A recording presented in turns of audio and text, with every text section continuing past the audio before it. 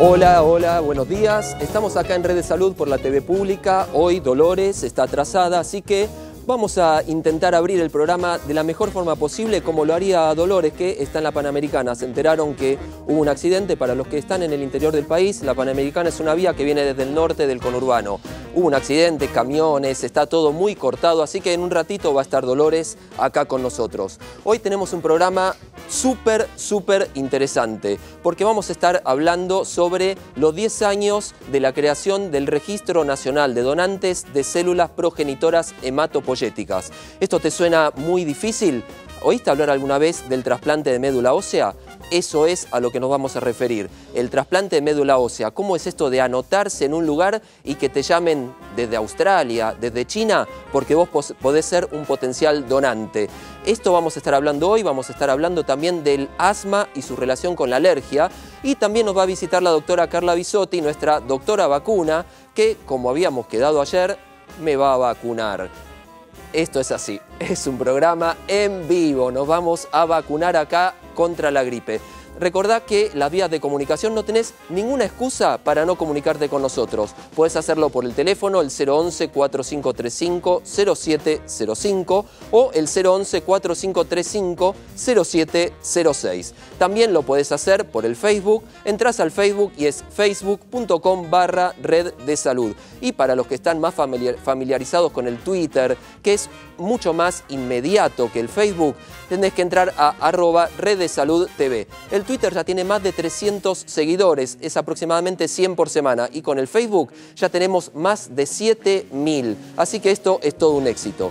Recordá que puedes entrar a la página de la TV Pública y votar en la encuesta ¿cómo cuidás la salud de tus pies? Y vamos a ver cuáles son las opciones que vos podés elegir sobre cómo cuidás la salud de tus pies. 1, no la cuido porque no tengo ningún síntoma. La segunda es no, porque me duele, no, pero me duele en el trabajo cuando practico deportes o camino. La tercera es sí, me cuido y por eso estoy con calzado protector o uso una plantilla. Y la última, sí, hago consultas periódicas con los especialistas. ¿Vos en qué opción de estas te ubicás? Puedes entrar y podés votar. Una de las vías de comunicación, como decíamos, era el Facebook. Y ayer, como vino la doctora Karina Isa y llovieron las consultas acerca de la anticoncepción y la ligadura de trompas, la doctora Isa estuvo respondiendo, así que si hiciste una pregunta ayer, fíjate que la doctora seguramente te respondió. Hoy elegí 2 preguntas del Facebook. ¿Se acuerdan que ayer Dolores hacía referencia al efecto cebolla, esto de llegar y empezar a sacarse ropa? Bien, Román José consulta: ahora que se viene el frío y los bebés, por más que los abriguemos y los emponchemos, ¿cuánto hay que abrigarlos? ¿Cómo podemos calcular la termorregulación de un bebé? Bien, Román, el bebé durante el primer y el segundo mes tiene que estar abrigado igual que vos, por ahí con una prenda más. No más que eso. Y luego de eso, igual que vos. ¿Cómo podemos ver cómo es la termorregulación, si lo estamos abrigando mucho o abrigando poco? Bien, uno normalmente tiende a abrigar mucho al bebé.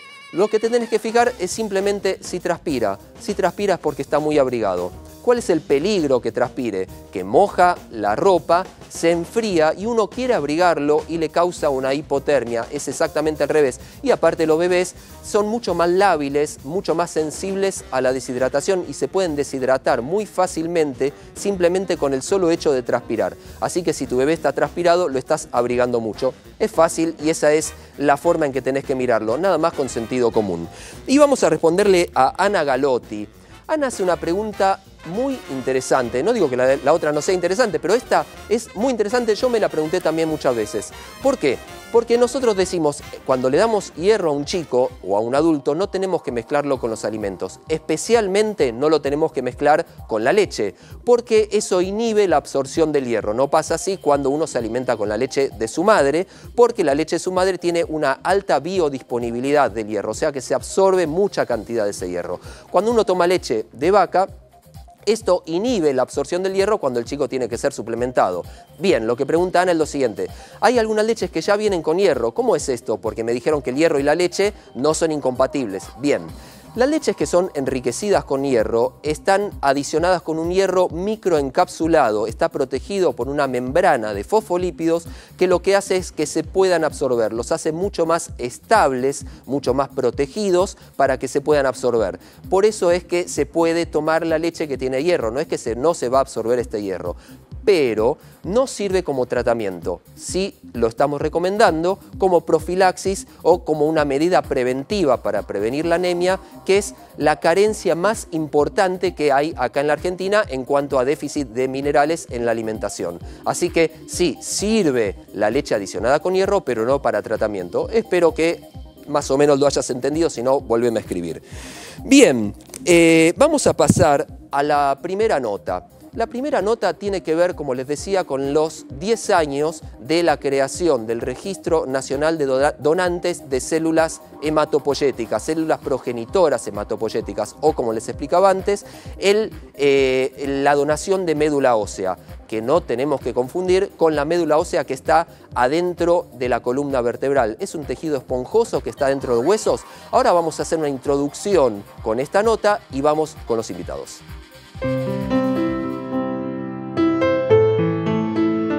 El registro se inicia como una necesidad social. Antes del 2003, los pacientes que no tenían donante dentro del grupo familiar tenían que trasplantarse en el exterior o había que tener las células, pero en muy contados casos y con un alto costo económico para el paciente. Al generar Argentina un registro de donantes, no solo, digamos, capta voluntades de la ciudadanía de ser donantes, sino que además nos integramos a un registro mundial que tiene más de 21 millones de donantes en 50 países del mundo.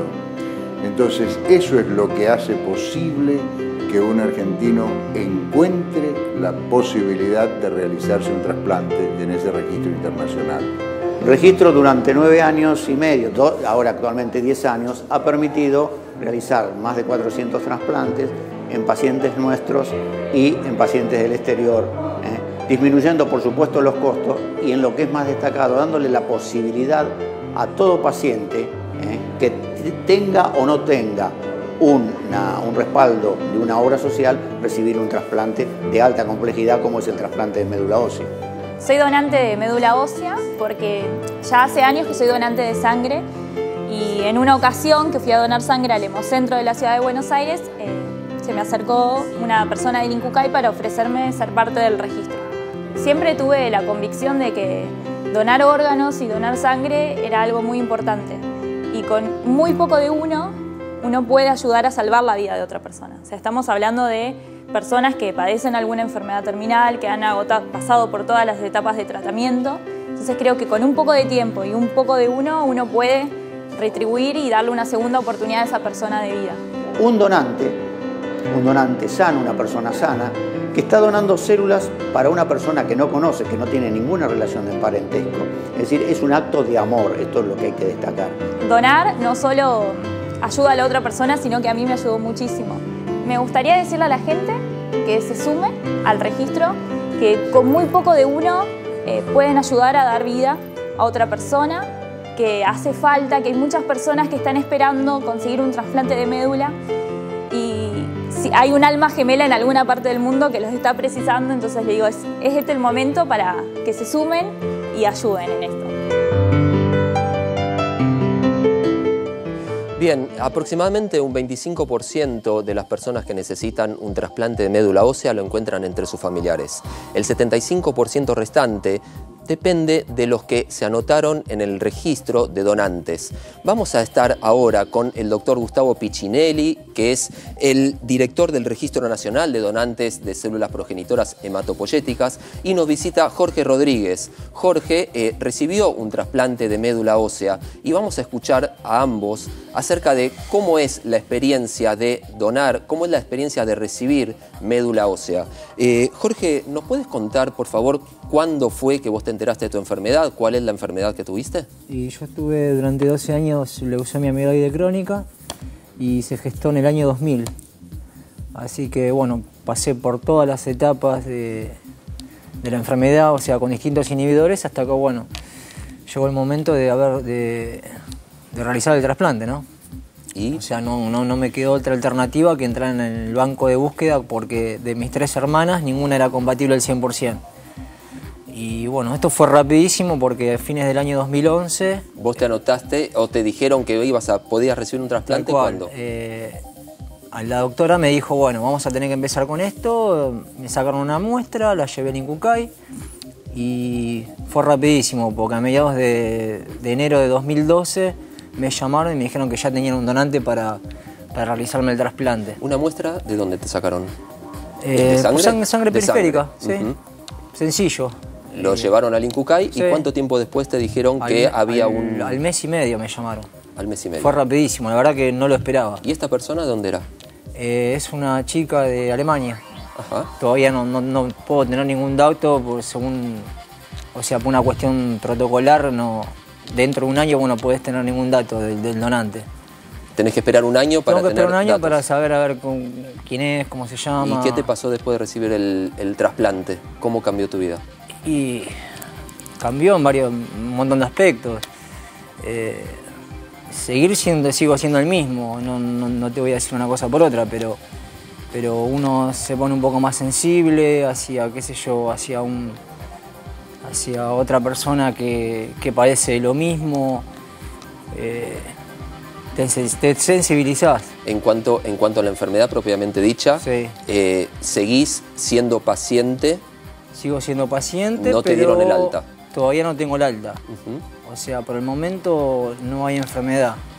O sea, se fue la enfermedad, pero bueno, todavía estamos cada un mes más o menos aproximadamente me estoy haciendo los controles debidos y bueno, por el momento vamos bien. Doctor Jorge Rodríguez, ¿cómo es esto de un paciente en Alemania que de repente aparece y dicen, hay uno en Alemania? ¿Cómo se llega a la instancia de encontrar una persona en Alemania que sea compatible? Sí, es donante en Alemania, ¿no? Nosotros estamos inscritos desde el 2003 en una red internacional que se llama Bone Marrow Donor Worldwide, BMDW, y tenemos acceso al programa de dicho registro internacional. La historia es que todo donante cuando se inscribe se le hace un estudio de genética y eso es lo que se registra junto con otros datos personales en cualquier parte del mundo, aquí en Argentina o en cualquier registro mundial. Eso se queda registrado y es difundido a todos los registros del mundo como donante inscripto, ¿no? Entra en una base de datos. Exacto, mundial. una base de datos internacional. Cuando aparece, por ejemplo, el caso de Jorge, un paciente en cualquier parte del mundo, en este caso Argentina, nosotros accedemos al programa, buscamos con su estudio de genética HLA cuál es el donante más compatible. El mismo programa ya nos larga un pequeño boceto de lo que podían ser probables donantes. Pero después hay otras técnicas más complejas, se llaman de alta resolución, por lo cual se va afinando cada vez más ese estudio de genética hasta llegar a obtener el donante más compatible. Y así puede ser encontrar una persona en cuántas que integran esta red. La red en estos momentos debe estar en más de 22 millones de donantes y unidades de sangre de cordón umbilical y placenta. Son dos cosas. Ajá. Donantes por un lado y sangre de cordón por otro. ¿Y en Argentina cuántas personas donantes hay? En Argentina tenemos registrado captados más de 65.000 donantes e ingresados a la red internacional más de 33.000. Ah, ¿no ingresan todos en la red? No, porque a medida que se van captando donantes deberían ingresar todo, pero por una cuestión presupuestaria los estudios de HLA, de genética, son muy caros, así Sí. que vamos amoldando el presupuesto a la cantidad de donantes que se van ingresando mes a mes o por año, ¿no? El HLA que Es decía el algo doctor, lento el ingreso. es el antígeno mayor de histocompatibilidad, es lo que finalmente nos va a decir la información genética más precisa que tiene esa célula. Exacto. Bien, cuando... Y sí. aparte tenemos incorporadas 2.000 unidades de sangre de cordón del Hospital Garrahan, que es el único banco público aquí en el país. Cuando se incorpora la sangre de cordón, ¿es similar a la médula ósea? Sí. Las tres fuentes de donde se pueden obtener células progenitoras, hematopoyéticas o médula ósea, precisamente por eso cambió el nombre, ¿no? En realidad son células madre de glóbulos rojos, blancos y plaqueta. Ajá. Y se pueden obtener de la médula ósea, de lo que está dentro de todo hueso Sí. del organismo, como también de sangre periférica, la segunda fuente, o la tercera fuente es la sangre de cordón umbilical y placenta. Pero es exactamente igual. Lo que pasa es que la sangre de cordón, y esto diferencia de lo que es registro de banco. Una cosa es registro de donante, donde cualquier persona sana se inscribe. Otra cosa es banco de sangre de cordón, precisamente porque está depositada esa sangre o criopreservada o congelada en un banco, ¿no? En tanques de nitrógeno. Y esa sangre se obtiene en el momento del parto, de la placenta, ¿no? Es un volumen fijo, tiene una determinada cantidad de células madres que se evalúan antes de congelar, y obviamente el volumen es tan pequeño que serviría para un niño o un adulto de muy bajo peso. Pero desde el 2006 aproximadamente se están haciendo trasplantes en adultos con 2 unidades de sangre de cordón. Supongamos que voy a tener un hijo en las próximas semanas, ¿sí? ¿Tengo que anotar, tengo que decir que quiero que sea donante o eso es algo automático? No. Usted debería comunicarse con el Banco Público del Garrahan y ahí le van a dar instrucciones de cómo llegar a congelar la unidad. Puede ser cualquier parto es plausible de ser donante. Sí, cualquiera, sí. ¿Para qué enfermedades, aparte de la leucemia, puede llegar a servir el trasplante de células progenitoras? La mayoría son enfermedades adquiridas, así como las leucemias, pero también hay enfermedades congénitas o que no tengan origen, como por ejemplo las anemias aplásicas, que en general se asocian a tóxicos. Es el número más grande de enfermedades que se trasplantan en nuestro país, que coincide con el número de enfermedades en el mundo, son las leucemias. Pero puede ser también talasemia, drepanocitosis, adrenoleucodistrofia, pero en estadios primarios. ¿Y todas estas? La aplasia, como les ¿Todas estas van a requerir un tratamiento y luego el trasplante es el último escalón o el trasplante puede ser el primer escalón? No. En general hay un tratamiento previo, sobre todo en las leucemias. También en la anemia aplásica, que teóricamente se debería trasplantar urgentemente, pero puede durante 1 año o 2 años ser tratada también con medicación y posteriormente llegar a un trasplante. Pero siempre es preferible arrancar con el trasplante, porque si la medicación no funciona al término de 2 años, la evolución del trasplantado luego del trasplante no es la misma que al principio, ¿no? Por lo que estuve viendo, en 10 años fueron aproximadamente 420 trasplantes acá en Argentina, lo que, si no me fallan las cuentas, da casi 3 trasplantes y medio por mes, casi 1 por semana, cosa que es muy alta. ¿Todos esos trasplantes fueron en Argentina o hay algunos dadores argentinos que donaron y que tuvieron que donar para una persona de otro país? Las dos cosas. En realidad los 430 trasplantes ya llevamos en el 2013 son de pacientes argentinos, con donantes del exterior la mayoría y con algunos donantes argentinos. Pero por otro lado, 4 donantes argentinos o 4 células provenientes de donantes argentinos y unidades fueron distribuidas al exterior, a Italia, España, Hungría y Uruguay. En ese caso, ¿el paciente, el donante, tiene que trasladarse o se traslada nada más la muestra? Desde que se creó el registro, esa es la diferencia. De hace 10 años, no sé si recuerda usted y supongo la gente también, se necesitaban grandes colectas de cientos de miles de dólares para ir a trasplantarse afuera con un donante no relacionado. Desde la creación del registro, el paciente argentino se trasplanta en Argentina. Lo que viajan son las células, ya no viaja más ni el paciente ni el donante. O vamos nosotros, como ocurría del registro, a buscar las células a Alemania, Italia, Estados Unidos, donde sea, o desde los países de origen la traen a Argentina, traen las células a Argentina, pero el trasplante se realiza en Argentina. ¿Duele donar médula ósea? La donación por punción de médula ósea sí es dolorosa, por lo tanto se realiza con anestesia general en quirófano y el donante queda un día internado como control después de la anestesia, ¿no? Y queda un leve dolor en la zona de punción, que es el hueso de la cadera en general, pero se va o desaparece con analgésicos comunes como ibuprofeno. Para recibir la muestra puede ser de sangre periférica, pero para donar tiene que ser de médula ósea.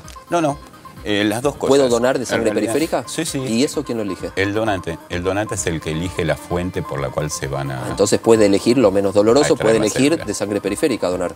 Depende. Hay ventajas y desventajas en los dos métodos. En el de médula ósea la desventaja es el dolor, la anestesia general, el día de internación.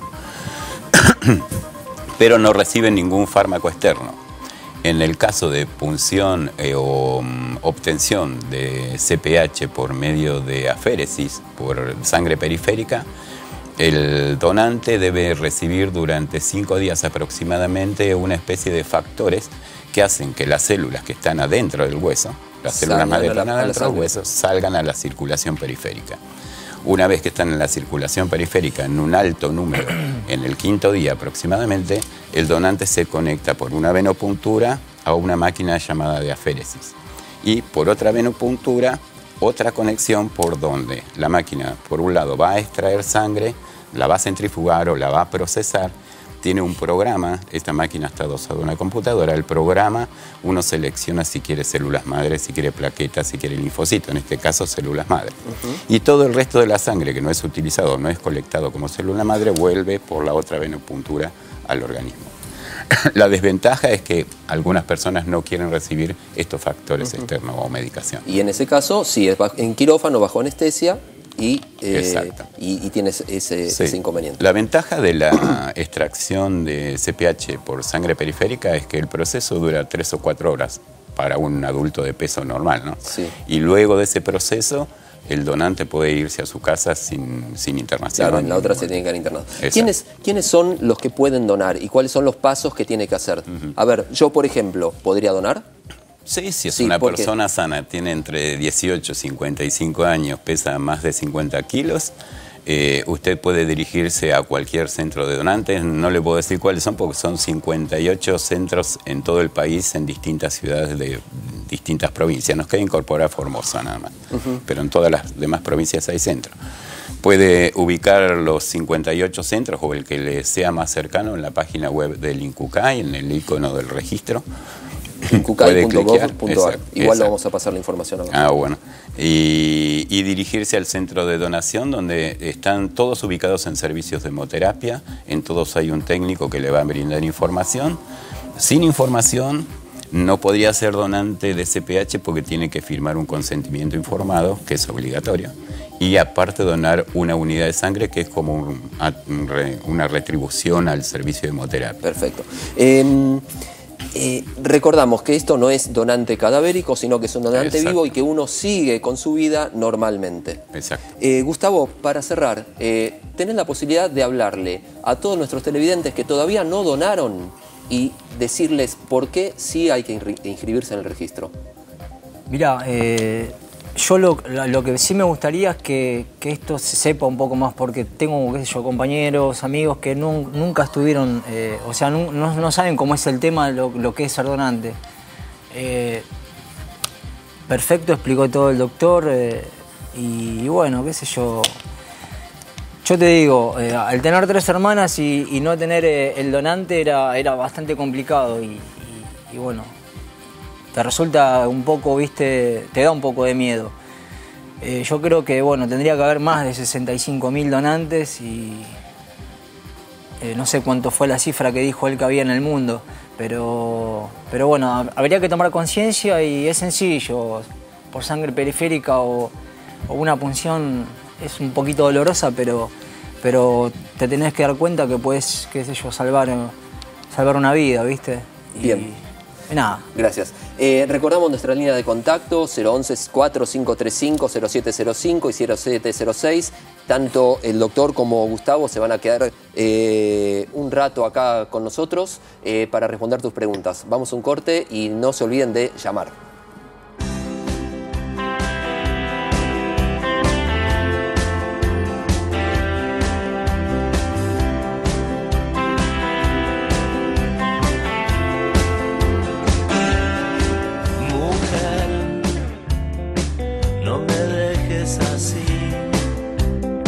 No me dejes tan solo, no quiero.